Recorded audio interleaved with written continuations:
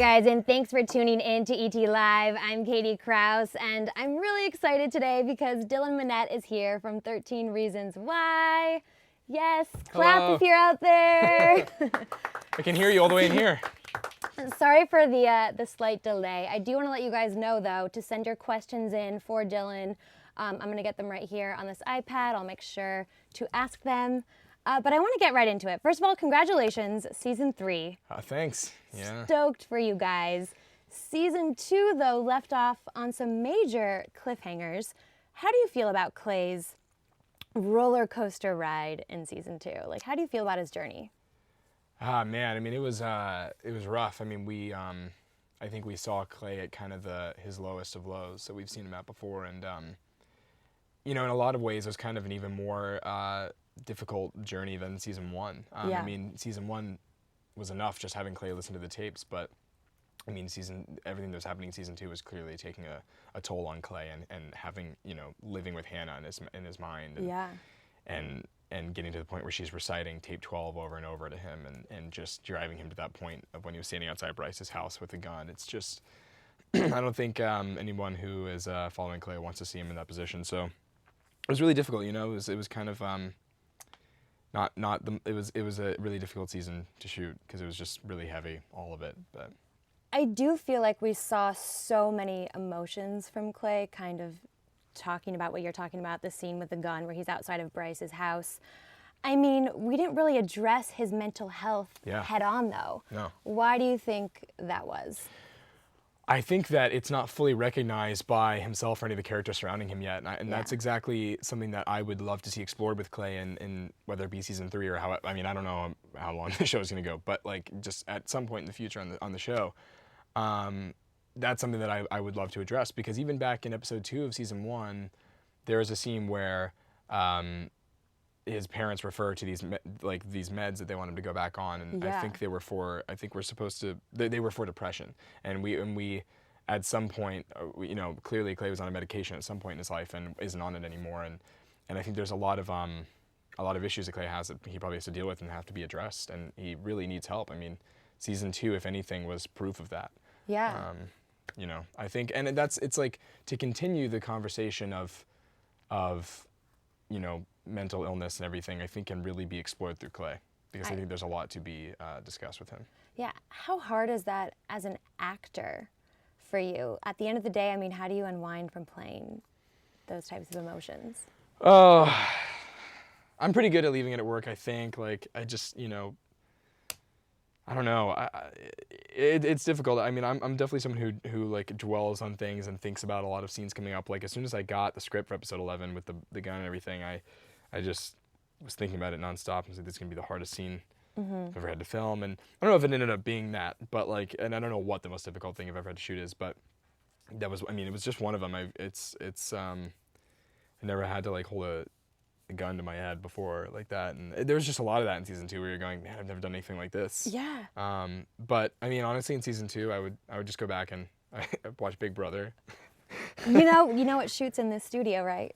A Big Brother after show. Are you serious? Are you a fan? I actually am. I'm surprised to hear that. It's a major I am too. guilty pleasure of mine. Yeah. I'm not guilty about it at all, though. Because I think it's like the best reality show there is. Yeah. It's coming back on like next week, right? You should do Celebrity Big Brother next season. Oh my God. Yeah, that'd be It's coming back. that'd be a good move, huh? Yeah. Yeah. It would be. Yeah. Let's talk a little bit about the finale, and obviously there's the gun in episode 11, but also the cliffhanger of episode 13. How did you feel about that ending? It's funny, it took on, that scene had a couple different forms. Like when we first got the white draft, it was different from it was pretty different from what it ended up being. What changed? I don't know if I'm really like able to discuss that. Okay. I don't know if Brian would be happy with me explaining, like, or people would be happy with me explaining how. I think there were more people involved, like, and it ended up becoming very much Clay and Tyler, and which I think was really kind of important, because I think we're supposed to know and believe that what Clay did is the wrong decision to make. They should have called the police. They should have just locked the doors inside and called the police and let everyone know what was happening. I mean, I think that we are not supposed to believe that Clay made the right decision, even though it was ultimately successful. but we're supposed to believe that that is a decision that Clay would make, because he is someone who acts on his emotions without thinking his actions through before he does them, and really tries to take everything on himself. And I think he was trying to make up for mistakes he made in the past by not being there for someone who really needs it. And that's what he's saying when you hear the narration of his speech from Hannah's memorial service that day. Yeah. And so Clay just feels his responsibility to go and save anyone he can. And in doing that, that could have been it could have been an extreme disaster, you know. And I mean, I don't think Clay really knew what he was getting into by walking outside. I don't think he really fully realized in that moment that he'd be facing Tyler with an assault rifle right in front of him. But you know, he could have called the police, and someone ultimately did inside, as we know, because the police are on the way. But you know, it's a tricky scene because me as Dylan, I'm going, this is a horrible decision. Like, what is Clay doing? But then you also have to really believe what you're doing in playing Clay in that scene. So I have to really kind of get to a place of believing what I'm doing is right too when in the scene. But I don't know. I mean, as long as people know that, like, we know that is not the right decision, you know, and nobody should ever try and go and confront anyone who's carrying a weapon. So, how do you feel about people who are criticizing the show for almost empathizing with Tyler's character and his intent to even go to the show and yeah, or to the school? Sorry. I mean, I don't know. I think, like, no one's opinions are invalid. I think that anyone who has an opinion and is starting discussions and is debating this with someone, I think that's healthy. You know, I can't really speak on why certain decisions are made on the show the way they are. I just have to, you know, kind of be there and believe in what we're doing. And I do. I mean, I think it's a way of how you look at it, and if you're empathizing with Tyler or not. I mean, like, obviously, you're not on anyone else's side in the bathroom scene, but I think it's more about, for me, it's not really about empathizing with Tyler, but just recognizing that there are many different ways that a monster can be formed, or what can bring a monster out of someone. And to me, the way that I view this season overall is how, like, involving weapons and everything, is how dangerous it can be when kids who are so destructive and so emotionally confused can easily access weapons like this. And really weapons of mass destruction, like assault rifles. And that's at least how I view this, and I would like to see that discussed in future seasons, or at least be addressed. Because I've been saying, it's like the show is difficult because it's like it has to walk a fine line. It can't be just a PSA or shoving messages down people's throats, or else then it's just not compelling television. It's like you have to find this fine line where it's compelling TV and also discussing the topics that it does with truth. I mean, with grace, and I just think that could be addressed, and I think it will be, and that's just how I view it. Yeah. Honestly. How did you feel about the bathroom scene when you first read it? I mean, it's gotten a lot of people talking. Yeah. I mean, I remember when I heard about the idea, I was like, I don't think there's any way that's going to make it in. I would be shocked. I remember getting the script and reading it, being halfway through, and seeing that Tyler first gets his head bashed into the mirror, and then in the sink twice, and then dragged to the toilet, and his head dunked in. And I was thinking to myself, oh, they totally did this because they got rid of the mop bit, because they weren't allowed to. And then it got to the mop bit as well. I remember just not being prepared for the complete lengths that scene goes to. It's really, really brutal. And I remember just being shocked and angry and confused and conflicted on whether I thought it needed to be there. But then the more I talked to Brian and talked to everyone, I understood why it was there. And I think that it was shot really tastefully. I mean, Kyle Alvarez is such a amazing director. He also did the finale of season 1, which is really tricky, and I think just the way it was shot is the best way that it could have been done. But I remember just feeling the emotions that I think we're supposed to feel when we either read or watch that scene, and that is shocked, confused, angry, sad, disturbed, you know. Yeah. Going to the very end of the finale then, and you have Tyler and you have Clay standing outside of the school. Tyler leaves and you have the gun. Where do you think the story goes from there? I don't know. Where should it go? I don't know. Okay. I don't know. I think, I don't, I'd be surprised if the story isn't immediately picks up where it left off. I feel like the 13 Reasons Why fashion is there's a time jump and we just put together the pieces of what happened in between. I don't know. I'm not confirming, but that's where I feel like it's going. Yeah, I don't know. I don't know what Clay does with that gun. I don't know how he gets out of it. When we were filming it, I did not realize that the sirens would sound that close. I mean, it does. I was like, wait, I have no, they must run right where it gets cut or something. I don't know. I don't know. Yeah. I spoke with Devin Droid, and he says that he hopes next season that the aftermath of male sexual assaults is covered extensively. How do you feel about that? I mean, we saw it with Jessica, just with sexual assault, and what a beautiful job that she did this season. Amazing. Yeah. Some of Jessica's stuff was just my favorite stuff of the season. Yeah, I mean, I think it's only natural that would be addressed and discussed in season 3, and it's really interesting to me because I feel like that's not something that's addressed on television or in entertainment all the time. So I think it's something to absolutely discuss and talk about. And that's actually an exciting idea to me. I mean, it's a sad, story, but it's exciting to me to be able to address that on the show. Yeah. Another major storyline, of course, the trial this season. And Bryce kind of gets off with 3 months probation, a slap on the wrist, which really is a realistic depiction of what happens. How did you feel about that?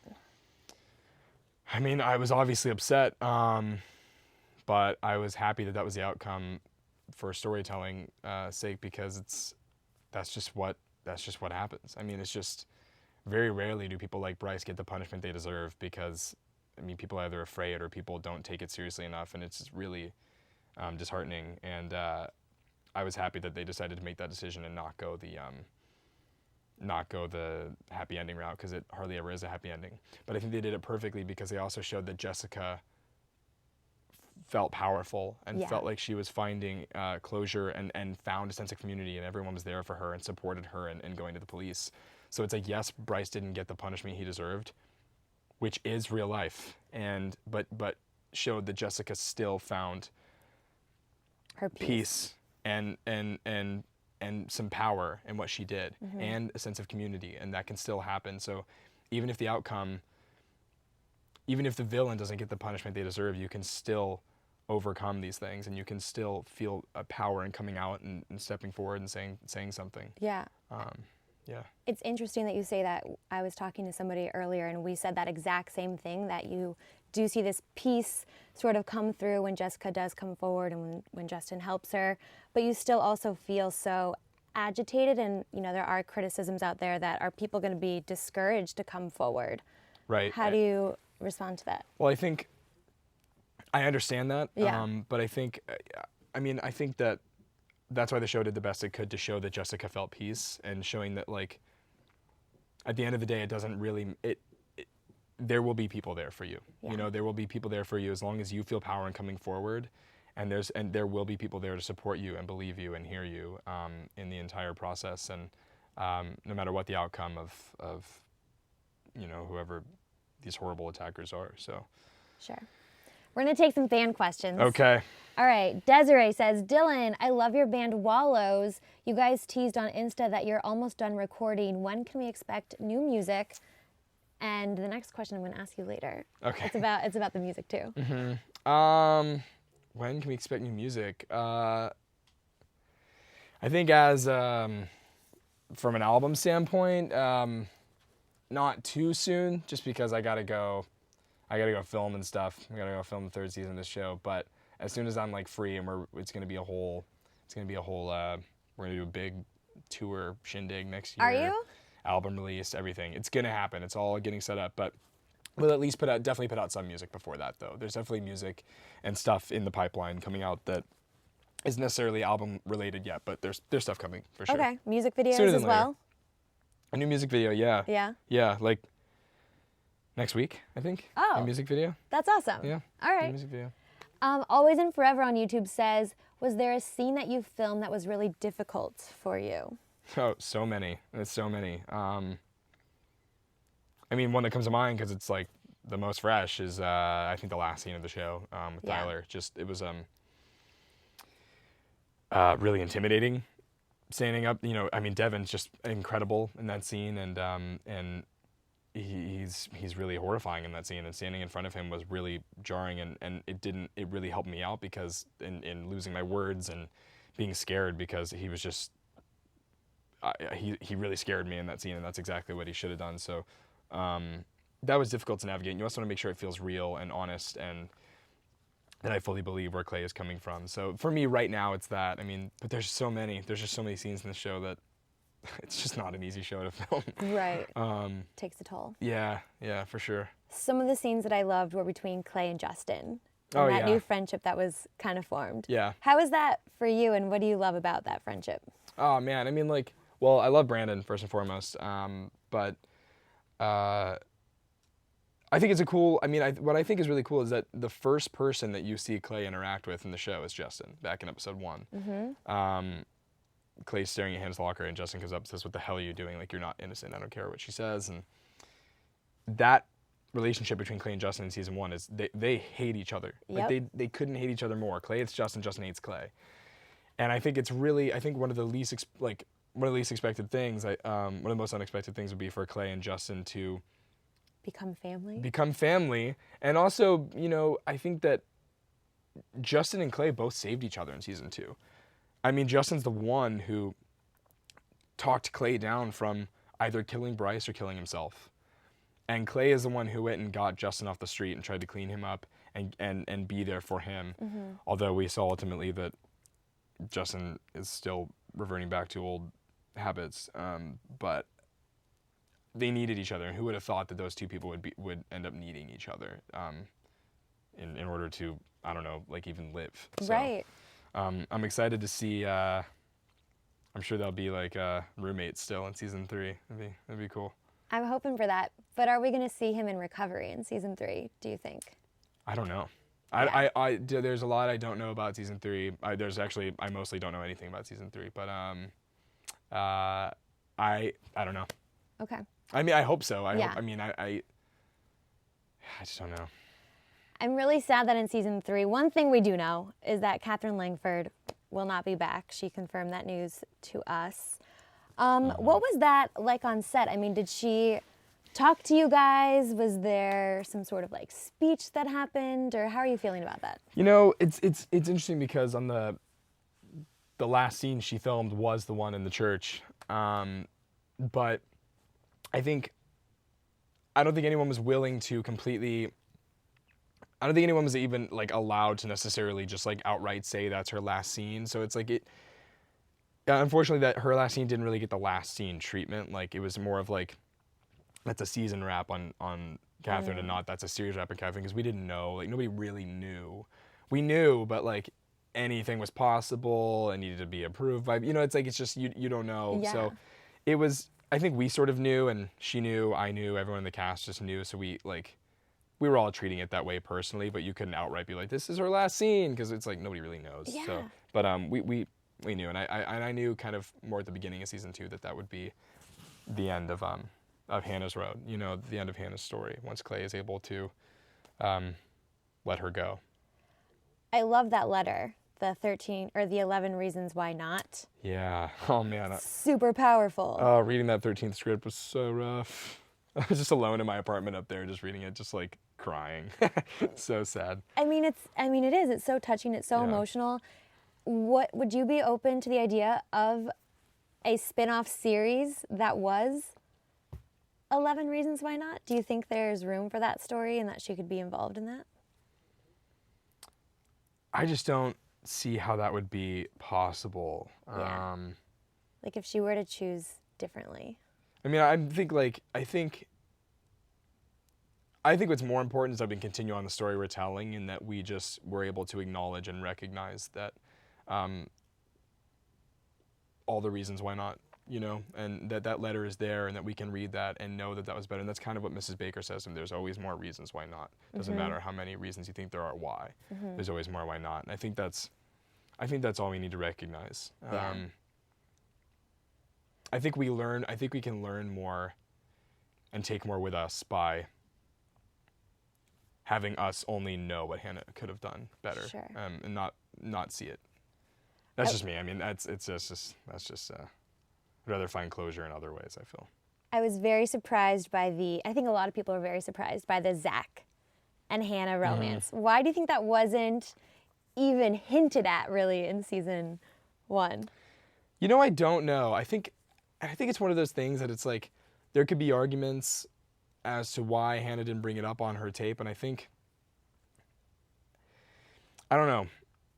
I think it's just one of those things that we're supposed to not necessarily have to understand why she didn't bring it up. I think that's something that only Hannah knew, and only she'll know why she didn't put it on there for. And I think and there's also a way to look at it that it didn't really help her case on her tape. It didn't really help her side of the story that she was trying to tell. Yeah. That Zak apologized and everything. I think if she's trying to tell a tape about Zak, and why he was a part of why she personally took her own life, then in her mind, then the part of the story is where he didn't apologize. Because I think we realized in season 2, not everything Hannah told was exactly the truth. She told her truth and maybe the way she understood things, but for her, maybe the part of what they had during that summer wasn't a part of the reason, Do you think that Clay is in a place where he could have another love interest in season 3? I think if there is potential, I think Clay would definitely probably try to avoid it at this point. I imagine the last thing Clay's going to want right now, given his past record so far, is a love interest, but I think maybe he won't be able to avoid it, I don't know. Oh, we'll see. One thing that Katherine told me last week actually was that she hopes to still be involved with social media at least next season, and that she feels, I think, a responsibility to keep interacting with the fans. What type of weight do you feel on your shoulders, and are people approaching you for advice, for help ever, and how do you handle that? Not so much approaching me for advice. I'm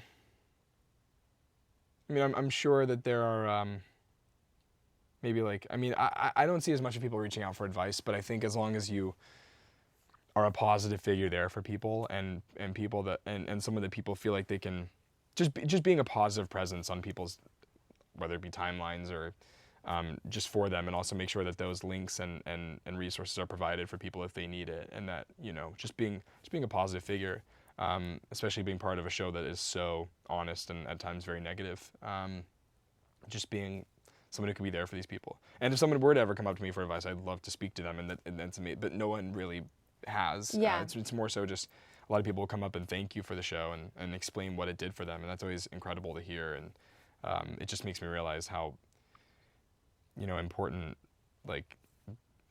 projects can really be, and how important this art form can really be. Whereas beforehand I didn't really recognize that, but the show makes me realize that it can be really helpful for people.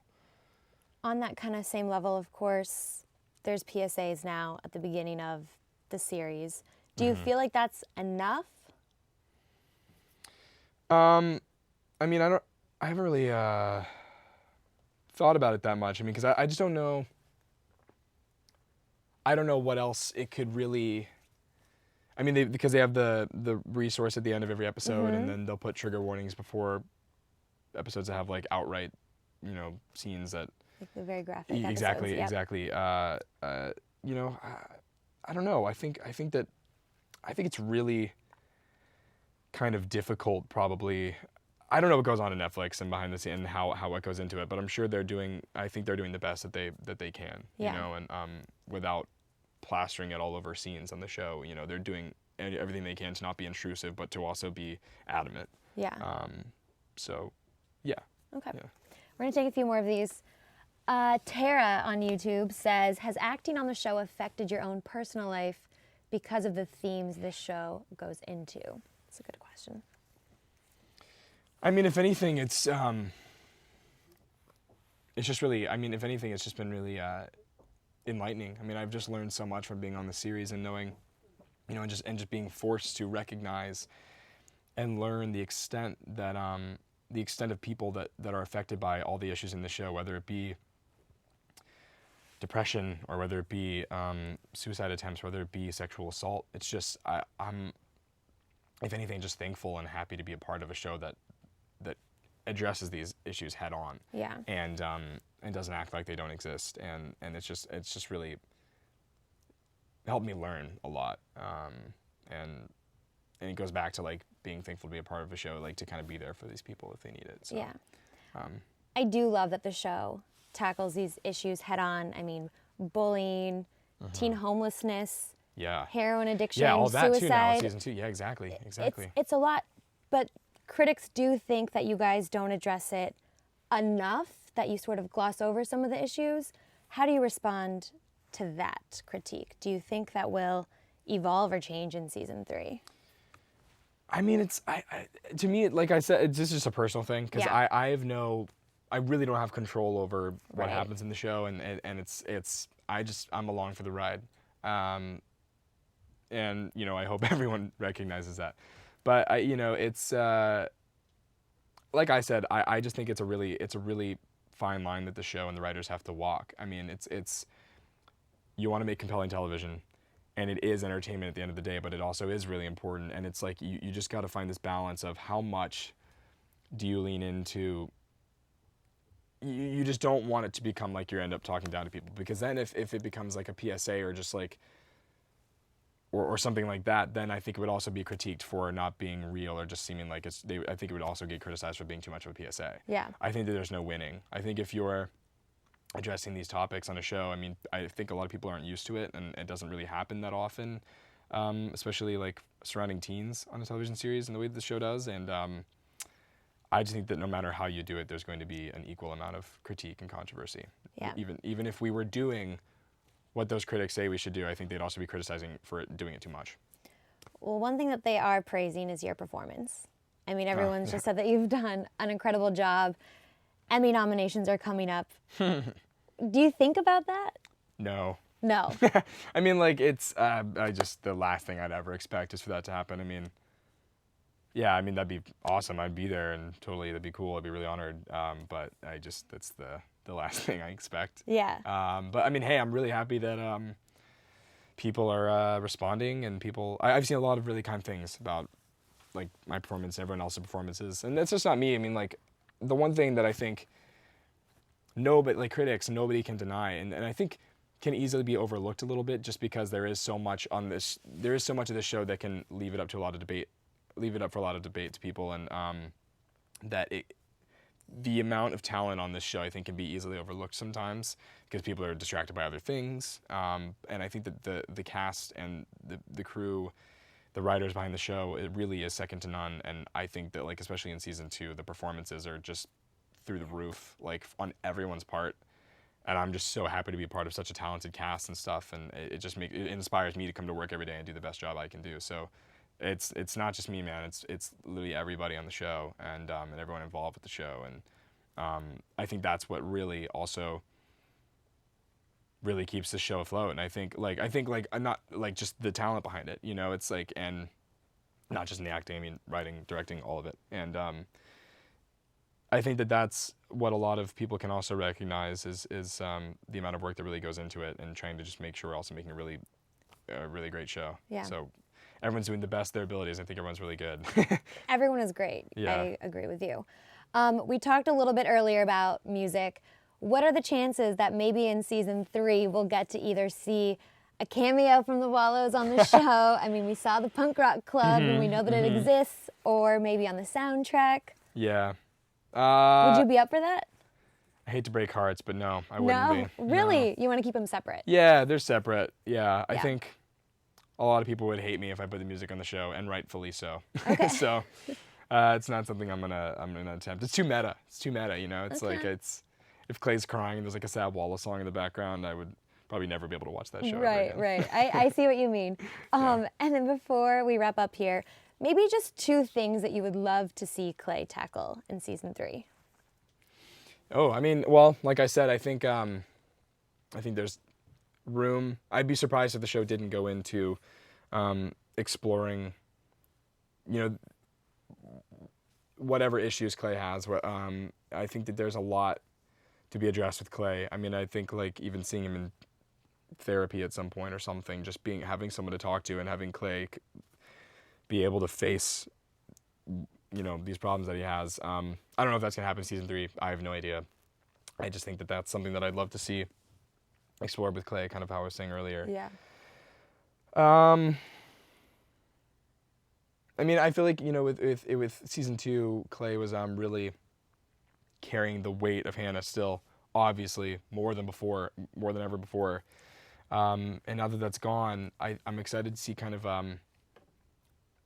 Clay being a little wiser, a little more grown up, given everything that he's gone through still. Like, that was the case of season 2 after season 1. Now it's even especially the case after season 2. And just seeing how he deals with this moving forward in his life and not carrying the guilt and weight of Hannah anymore.